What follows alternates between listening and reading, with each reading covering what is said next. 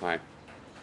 Well, I thought a lot about whether I'll make this video, and I'm doing quick upload, so it's going to go straight up. But I may, I may, I may take it down. The thing is, I don't really want to get in discussions about white nationalism directly.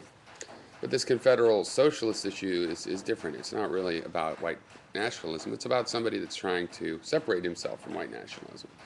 To me, there's some relativism in this. Okay. Now, as a white nationalist, if we just assume, oh, he's a white nationalist. Well, if he's a white nationalist, it's somewhat ashamed of this message of white nationalism. Then for a white nationalist, that's pretty good. He has some shame about the sticky parts of that philosophy. So that would be pretty good as a white nationalist. He'd be the kind of person who would say, yeah, separate yourself from white nationalism, get far away from it, good, and tell us what you learned about it. And it could all turn out good. People go through learning processes. So there's a lot of ways to forgive somebody for this. Maybe they flirted with. Maybe there's various reasons. Maybe they have relatives that they like that brought them into sympathy with it, or who knows exactly why. But they're wanting to learn and move on, so that would be good, right? But if you consider him, oh no, he's an anarchist or he's just a guy, and he kind of then, from that point, he's like, well, he should know better. And then we think, well, you flirted a little bit too much with white nationalism for us to be comfortable with. But see, that's two different relativistic frames. And I think as a relativist, what you do is you look at both of those, and you kind of average out the distances, the differences, and so I have every reason to have a conversation with Confederate socialists on something else, and not to drag him down in this mud. And that's one reason that I hesitate making this video. I apologize to a degree because I understand. I want to help you get away from a sympathy with white nationalism. And I think it might be useful if you have flirted with it, because, for example, the Confederal Socialists' um, description of white nationalism as this purity fetish that would break down in a white nationalist nation or culture. Uh, I think that was very insightful. That's the kind of insight you get from flirting, from being tolerant of something that you maybe other people are not taking time to be tolerant with. It's like people that study the criminal mind have to be pretty tolerant of the criminal mind in order to spend enough time with criminals with enough of a tolerant attitude, at least just a speculatively tolerant, scientifically tolerant attitudes, tolerant enough to listen to these horrible things and figure out what's going on. And it's true in white nationalism.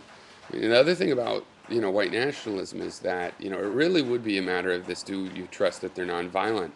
Because there's people that, okay, all their friends have piercings, or all their friends are this or that, or like a certain kind of music or whatever.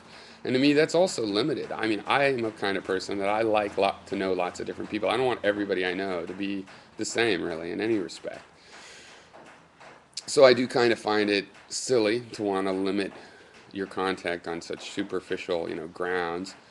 Uh, but then again, it's pretty widespread. It's not just people that do that on racial grounds. There's all kinds of weird grounds people want to do that on. I kind of wonder the, you know, the compassion of those people. So let's say you're kind of a gothy type person, and you have friends that are, all gothy. Well, or for that matter, you're in your white supremacist culture, and you're venturing out into the regular world, and you go on the road, and you see a young African American family, broken down on the side of the road in a big storm. Are you going to stop and help them or not? You know, are you going to take advantage and perpetrate some crime or violence of your own? This is what's really important. The problem with white nationalism, of course, is there's a history there of no, you're not going to be compassionate. No, you're not going to help, and yeah, you might take advantage of their vulnerability at that moment. And but if you wouldn't do that, then I'm kind of fine with you if you still have compassion. I still think it's a bit crazy. Your the purism and the superficiality of what you're judging your purism on. But I would really base, if I could read everybody's minds and know exactly how they think and feel, I'd base my ultimate judgment on those people more based on their ability to be compassionate, not in who they choose day to day, but in how they interact with other people as humans. Um, I didn't expect Confederal Socialists to answer my videos. I just didn't want to pretend that I hadn't heard these accusations. and but I was perfectly willing to go and continue to discuss these issues of anarchy anyway, and I still am. So I felt that I couldn't pretend that these issues hadn't risen to my attention, but I don't have to talk just about them. I can talk about another subject, and we could see how it goes. But if that's not going to happen, that's fine too. But I figured I'd say, because there are some people out there defending Confederal Socialists and saying this is sort of mean, and you can see how much this has hurt him, this accusation. He obviously takes it seriously.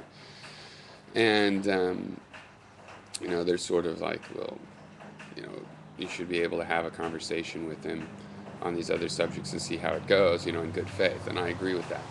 I could. I wasn't going to go to the point where I pretended not to know something that I did know, or not to be concerned about, or not to think that it might not be a serious factor. But I don't have to make it be a serious factor beyond, stating that I've been exposed to that.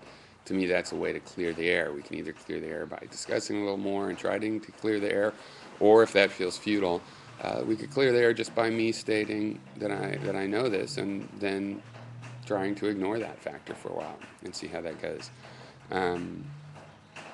Anyway, yeah, that's about all I have to say on that.